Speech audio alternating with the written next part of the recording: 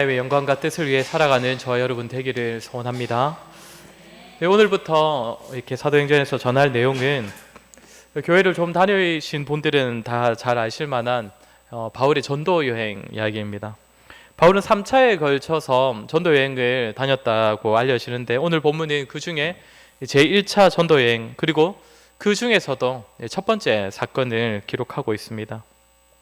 먼저 본문의 내용을 한번 살피면 이게 2주 전에 우리가 함께 보았듯이 바울과 바나바는 안디옥 교회로부터 이방 선교를 위해 파송을 받았습니다. 이 두 사람은 개인적으로도 하나님의 부름을 받았었고 교회 역시도 금식하며 기도하는 중에 이 두 사람을 이방의 선교사로 세우게 됩니다. 이제 본격적으로 파송을 받아서 이렇게 사역을 시작을 하는 겁니다. 이들은 먼저 실루기아라는 곳으로 가게 되는데 우리 지도 한 번만 띄워주시겠습니까? 우리 또 바울의 전도 여행하면 항상 이 지도를 빠뜨릴 수 없는데 이게 가장 확대된 건가요? 이게 제가 잘못 보낸 것 같습니다. 아무튼 이거 보시면 어느 정도는 이해가 가실 건데 가장 오른쪽에 보시면 저는 잘 보이네요. 저기가 제일 오른쪽 보이시는 부분이 여기 안디옥입니다. 글자 잘 안 보이십니까?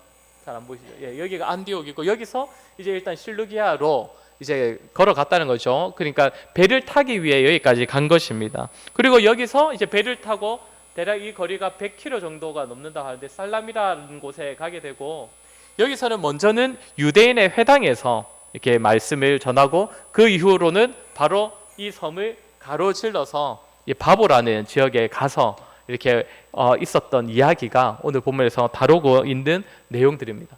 혹시 다음 사진들도 한번 보여주시겠습니까? 네, 한 번 더.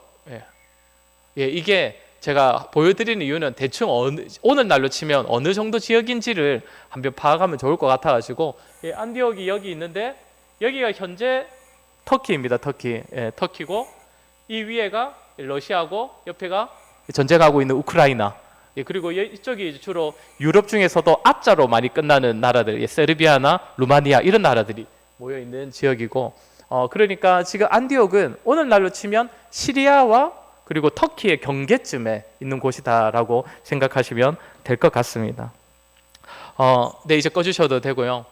오늘 본문에서 다루고 있는 것은 이 구브로라는 이 섬에서 오늘날로 치면 어떤 섬이라고 했습니까?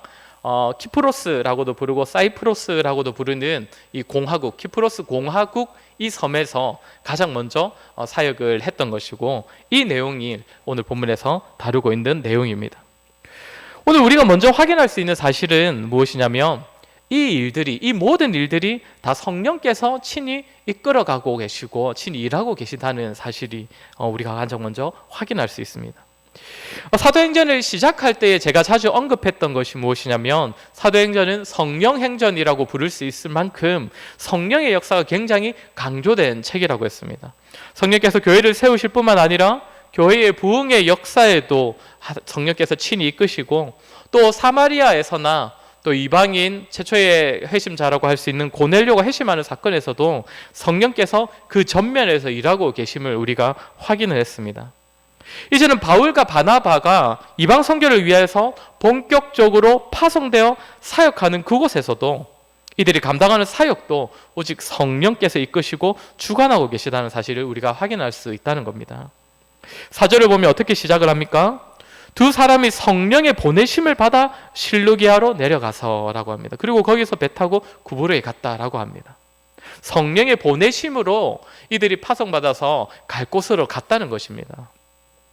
사실 이 문장을 헬라어로만 보면 사실 두 사람이 성령의 보내심을 받았다라는 말은 여기 실루기아로 내려가서까지만 이렇게만 해당된다고도 볼 수 있습니다. 그 이후로 구브로까지 가는 것은 이 바울과 바나바가 직접 선택해서 내려간 것이다 이렇게 보기도 합니다. 그래서 이 본문을 보면서 성령께서 때때로 사람을 구체적으로 정말 명확한 메시지로 이끌어 주시기도 하지만 때로는 불명확하게 때로는 사람이 자기에게 주신 그 지혜대로 선택하며 잘 이렇게 행해야 한다. 이 구절을 가지고 이런 메시지를 전하기도 합니다. 여러분 기억나십니까? 구브로는 어떤 곳이었습니까? 바나바에게 있어서 바나바의 고향이었습니다. 그리고 이 구브로라는 곳에서 안디옥으로 건너온 사람들이 안디옥 교회를 세우는 데 있어서 결정적인 역할을 했던 사람들입니다. 그렇게 이 구브로는 바울과 바나바에게 있어서도 상대적으로는 익숙한 이방 지역이었을 것입니다. 특히 바나바는 자기 고향이니 사역할 때 무엇을 조심해야 하고 어디에 더 집중해야 할지 정말 잘 알고 있었을 것입니다. 그러니 성령께서는 너희는 실루기아로 가라. 거기서 배를 타고 이방 선교를 떠나라. 여기까지만 명확하게 말씀해 주시고 그 뒤로는 바울과 바나바가 자기 지혜대로 그 이후에 일정을 선택한 것이다. 이렇게 보아도 사실 큰 문제는 없을 것입니다. 그러나 중요한 것은 오늘 보면 이 두 사람의 지혜에 대한 얘기, 선택에 대한 얘기는 하지 않는다는 것이죠. 오직 성령 하나님을 강조하고 있습니다. 하나님의 나라를 세우시고 이끄시고 완성해 가시기 위해 성령님께서 이들을 보내고 계십니다. 바울과 바나바가 훌륭한 사역자라서 자기 지혜대로 사역을 잘 감당했어도 이들을 인도하시고 이들을 통하여 복음이 전해지도록 역사하는 분은 오직 성령 하나님이심을 주목시키고 있다는 것입니다. 또 하나 본문에서 성령 하나님이 강조되는 부분이 있습니다. 그것은 9절입니다. 바울이라고 하는 사울이 성령이 충만하여 그를 주목하고, 참고로 이때로부터 바울의 이름이 이제 원래는 사울로 기록되다 있다가 이제 여기서부터는 이제 바울로 이제 기록되기 시작을 합니다. 많은 사람들이 공통된 견해로는 이방 선교를 위해서는 유대인들에게만 익숙한 이 히브리식 이름인 사울보다는 이제 이방을 향해 나아가야 하니까 헬라식 이름인 로마식 이름인 바울을 사용하는 것이 더 적합했기 때문에 이때부터는 바울이라 사용했을 것이다. 이렇게 많은 사람들이 이렇게 견해를 가집니다. 아무튼 9절에서 다시 한번 성령 하나님이 언급되는데 여기서는 바울이 성령 충만하여 자신을 대적하는 마술사 엘루마를 대적하였다라고 할 때 여기서 성령 하나님이 다시 한번 등장을 합니다. 이 엘루마라는 사람은 바울과 바나바가 바보라는 지역에서 만난 사람입니다. 이 사람은 어떤 사람이었냐면 우리 6절을 한번 같이 한번 읽어볼까요? 6절입니다. 6절 같이 읽겠습니다. 시작. 온 섬 가운데로 지나서 바보에 이르러 바예수라 하는 유대인 거짓 선지자인 마술사를 만나니, 이 사람은 바예수라고도 불린다고 합니다. 들어보셨겠지만 어떤 이름 앞에 바자가 붙으면 그 사람의 아들이라는 의미를 가지지 않습니까? 그러니 바예수라고 하면 예수의 아들이라고 자기가 뭐 그렇게 소개를 하든지 다른 사람이 그렇게 부르든지 했다는 것이죠. 우리가 믿는 예수님을 뜻하는 건 아니고 예수라는 그 단어의 의미가 구원 또는 구원자이기 때문에 아마 구원의 아들, 구원자의 아들 이렇게 불려졌다는 것입니다. 나름대로 구원의 소식들을 사람들에게 가르쳐주는 역할을 했었겠지요. 그런데 성경은 이 사람을 향하여 거짓 선지자 또 마술사라고 부릅니다. 유대인으로서 말씀을 가르쳤어도 구원을 전하였어도 성경은 거짓 선지자인 마술사라고 말하고 있다는 겁니다. 당시 마술사는 어떤 사람입니까? 사마리아 전도 때에도 마술사 한 명을 만났었죠. 시므온이라는 마술사. 이런 자들은, 당시 마술사라고 하는 이런 자들은 능력을 행하는 사람들이 아닙니다. 오늘날도 마술은 다 어떤 겁니까? 결국엔 다 눈속임이지 않습니까? 알고 보면 다 어떤 기술이나 장치를 이용해서 사람들을 속여가며 그 신기한 그 마음을 들게 만드는 것이 마술인데, 성경에 나오는 마술사들도 다 마찬가지입니다. 지금은 과학도 발전하였고 마술의 비밀도 이제 좀 많이 공개가 되어서 사람들이 마술을 보더라도 뭔가 있겠지 하면서 속지는 않지만, 이 당시에는 정말 많은 사람들이 이 마술에 속지 않았겠습니까? 돌덩이를 가져와서 금을 살짝 도금해 놓고는 이게 금덩이로 변했다 하면 사람들은 다 그것이 금덩이로 변했다고 믿었을 것입니다. 이렇게 다른 사람을 속이는 행위로서 사람들을 현혹하는 그런 마술사이니 그는 거짓 선지자일 수밖에 없는 것입니다. 그가 얼마나 말씀의 내용을 제대로 가르치고 또 많이 전했는지는 모르겠지만 결국 마술로서 사람들을 속여가면서 자기 자신을 주목시키고 자기의 가르침을 따르게 만들었기 때문에 그는 거짓 선지자일 수밖에 없는 것이죠. 게다가 7절을 보면 이 바예수 엘루마는 그 지역을 다스리던 서기오 바울, 총독과 함께 있었다라고 합니다. 구약 성경을 볼 때 거짓 선지자들의 보편적인 특징이 무엇입니까? 권력자들의 가까이에 빌붙는 모습 아닙니까? 바 예수도 이 엘루마도 그러했다는 겁니다. 그리고 또 하나 거짓 선지자의 특징이 나타나는데, 자신이 모시던 총독이 이제 매우 지혜로운 사람이라서 이 바 예수라는 이 한쪽의 가르침만 받지 아니하고 바울과 바나바가 자기가 다스리는 지역에 왔다는 소문을 듣고는 그들에게도 하나님의 말씀을 들으려고 할 때 이 바 예수가 어떻게 합니까? 8절에서 이 바 예수 엘루마가 바울과 바나바를 대적하여 총독이 믿지 못하게 방해를 했다라고 합니다. 구약 성경에서도 거짓 선지자는 어떻게 나타납니까?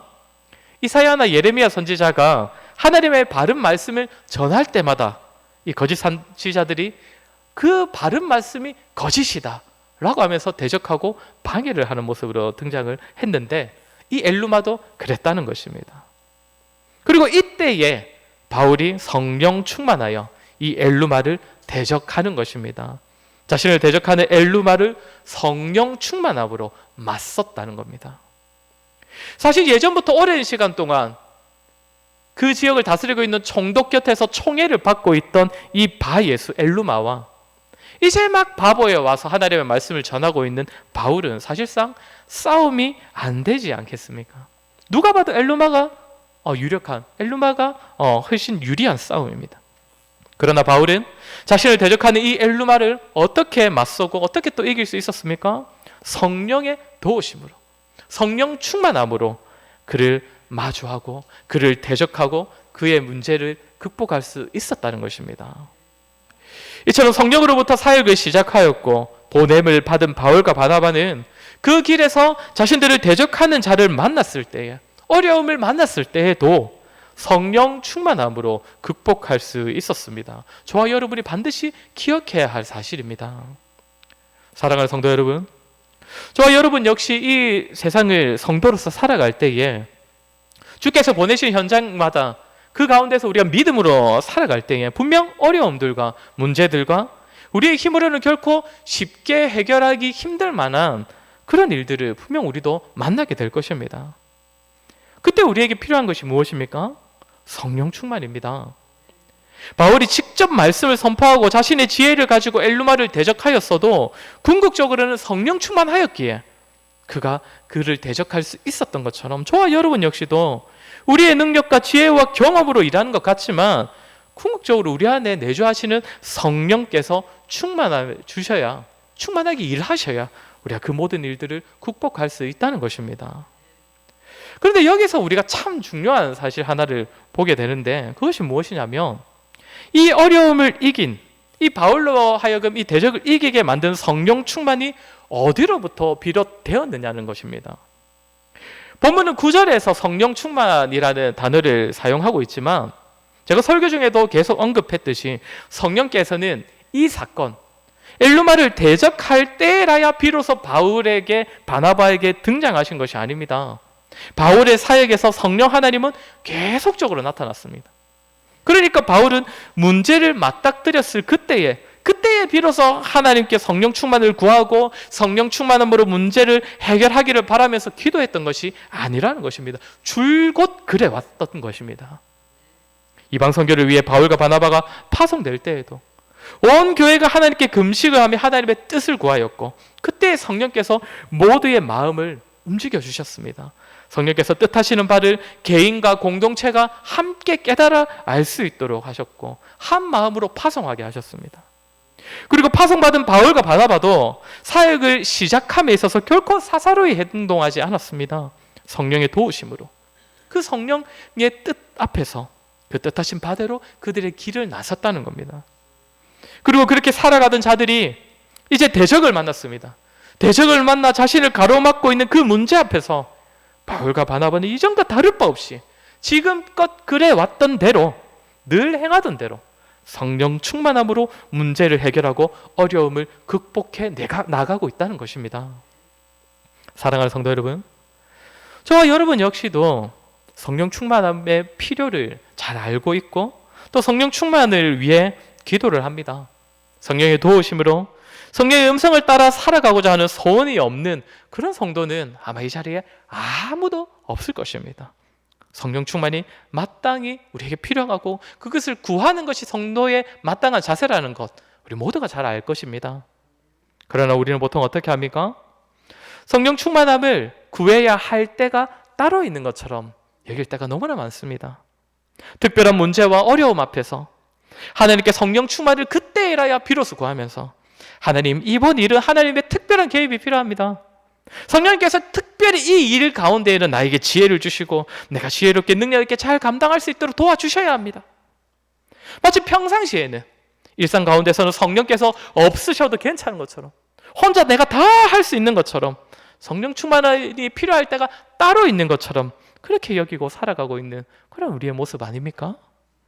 마치 평소에는 안 계시던 성령이 우리가 위급할 때 찾으면 갑자기 생겨나는 것처럼, 저 멀리 계시던 성령 하나님께서 내가 찾을 때에 그때에 갑자기 임재하시는 것처럼 여기면서 신앙생활하는 그런 저와 여러분이 아닌지 돌아보아야 할 것입니다.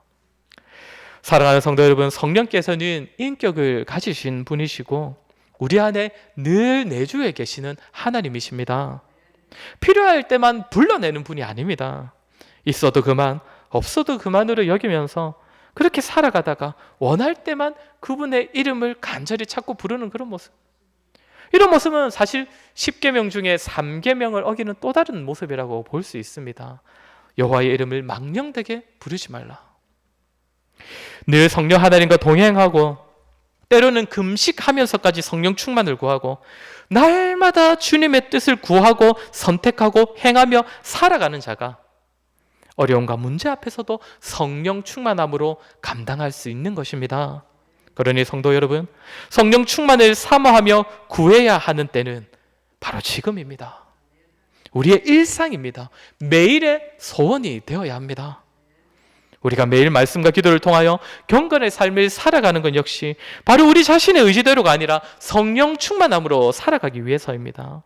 그러니 정말 부지런히 성령 충만을 구하시고 그분의 마음을 품고자 노력하시고 성령 하나님과 인격적으로 교제하시며 그분께 순종하는 삶을 살아가시기를 바랍니다. 그래야 정말 힘들고 정말적인 그 순간을 만날 때에도 일상 가운데 늘 동행하던 그 성령 하나님의 도우심으로 인하여서 능히 이기고 해결받고 승리하는 저와 여러분 되기를 소원합니다. 하나 더 살필 것은 성령 충만한 바울이 오늘 본문에서 보이고 있는 모습입니다. 오늘 10절을 보면 바울은 굉장히 분노하고 있습니다. 우리 10절을 한번 같이 읽어보겠습니다. 10절입니다. 시작. 이르되 모든 거짓과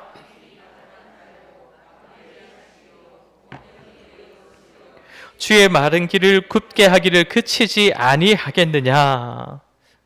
바울이 지금 이 엘루마를, 자신을 대적하고 있는 엘루마를 향하여 쏟아내는 말인데 이것은 거의 완전 욕을 하고 있는 겁니다. 그것도 우리가 흔히 쌍욕이라고 부를 만큼 엄청나게 심한 욕들입니다. 성령 충만함으로 말을 하는 바울은 지금 엘루마를 향하여 진노를 하고 있다는 겁니다. 사실 바울 안에 내주하시는 성령께서 진노하고 계시다는 것이죠. 우리 11절도 한번 같이 읽겠습니다. 11절입니다. 보라, 이제 주의 손이 내 위에 있으니 네가 맹인이 되어 얼마 동안 해를 보지 못하리라 하니 즉시 안개와 어둠이 그를 덮어 인도할 사람을 그루 구하는지라. 이젠 그 진노가 말에서 그치지 아니하고 이제 벌까지 내리고 있는 겁니다. 맹인이 되어서 도와줄 사람이 없이는 일상생활하기 힘들도록 만듭니다. 분명한 것은 바울에게 지금 충만하여 계신 성령 하나님께서 엘루마를 향하여 굉장한 노를 바라고 계시다는 겁니다. 성령의 마음으로 바울 자신도 함께 분노하고 있습니다. 그리고 욕을 하고 또 저주를 내렸습니다. 그러면 지금 여기서 성령 하나님께서는, 그리고 성령으로 충만한 바울은 무엇 때문에 이렇게까지 노를 바라고 있는 것입니까? 우리 8절도 한번 같이 읽겠습니다. 8절 읽겠습니다. 이 마술사 엘루마는 이 이름을 번역하면 마술사라. 그들을 대적하여 종독으로 믿지 못하게 힘쓰니. 지금 엘루마가 무슨 짓을 하고 있다고 합니까?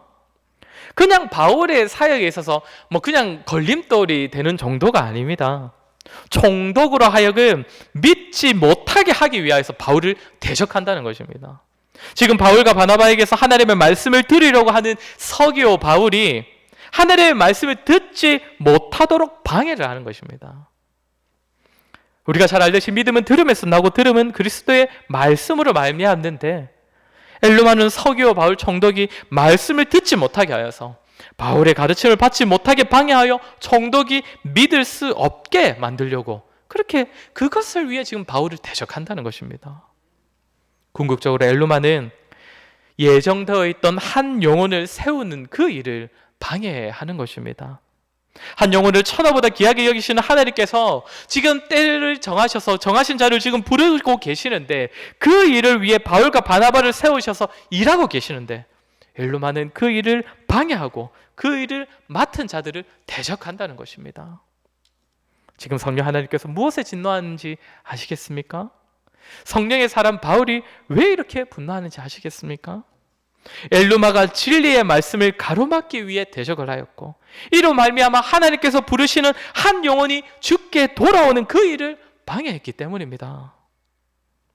한 영혼을 사랑하시는 주님의 마음이 어떠한지를 보게 되십니까? 주님께서 사랑하시는 자에게 베풀어 주신 은혜를 가로막는 자에게 진노하셔서 험한 말을 쏟아내실 만큼 하나님께서는 한 영혼을 사랑하시는 분이십니다. 자기 백성을 너무 사랑하시기에 이 성경책 전체를 통틀어서 찾아보기 힘든 이런 욕들을 쏟아내실 정도로 주님께서 사랑하시는 자를 가로막는 자들에게는 분노하시고 그를 꾸짖으시고 그를 벌하신다는 것입니다.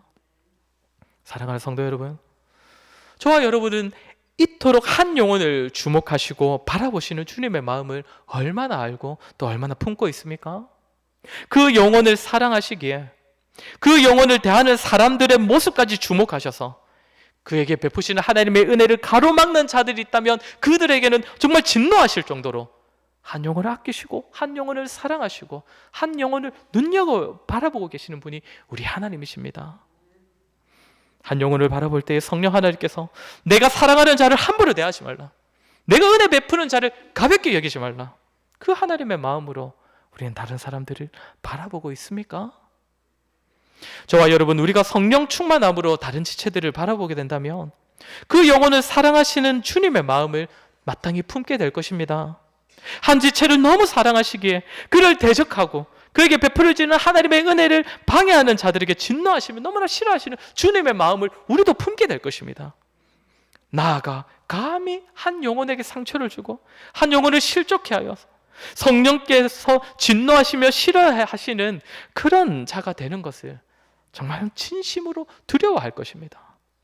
그렇게 저와 여러분, 우리에게는 다른 사람을 사랑하고 섬김에 있어서도 성령 충만함이 필요합니다. 굳이 다른 사람을 사랑하는 데 있어서까지 성령 충만함이 필요하나? 아니요, 정말 필요합니다. 사실 교회 안에서도 우리가 참 우리 힘으로는 끝까지 사랑하기 힘든 사람들 얼마든지 만나게 되지 않습니까? 사랑하는 성도 여러분, 한 영혼을 사랑하시되 정말 불붙는 마음으로 사랑하시는 주님의 마음을 우리가 알아야 합니다. 한 영혼을 아끼시고 사랑하셔서 정말 그 자를 괴롭게 하고 그 자가 온전히 하나님의 은혜를 누리지 못하도록 방해하는 자에게 분노하실 정도로 우리 하나님께서는 정말 한 영혼을 사랑하고 아끼시는 분이시라는 사실을 우리가 반드시 기억해야 합니다. 저와 여러분, 혹시 지체를 대하는 우리의 모습에서 때때로 성령 하나님을 진노케 하는 삶을 살고 있지는 않습니까? 혹시나 한 영혼에게 정말 함부로 대함으로써, 한 영혼과의 관계를 가볍게 여김으로써 혹시나 주님의 마음을 근심케 만들고 있지는 않습니까? 저와 여러분, 우리는 서로를 사랑하되 인간의 마음이 아니라 아버지 하나님의 마음으로 사랑하고 섬겨야 하는 자들입니다. 그렇게 어떤 말을 건넬까? 어떤 행동으로 사랑을 표현할까? 무엇을 돕고 무엇을 베풀어야 할까? 그런 고민들만큼이나 다른 지체를 주님의 마음으로 사랑하기 위하여 성령 충만을 구하는 자들이 되어야 합니다. 한 영혼을 생각하시는 주님의 마음으로 영혼을 품기 위해 성령의 도우심을 간절히 구해야 하는 것입니다.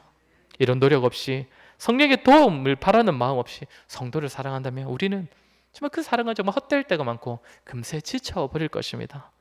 사랑하는 성도 여러분, 우리 모두 서로를 사랑하기 위해, 하나 되기 위해, 주님께서 피로 값주고 사신 그 교회를 교회답게 세우기 위해 성령 충만을 구하는 자들이 되었으면 좋겠습니다.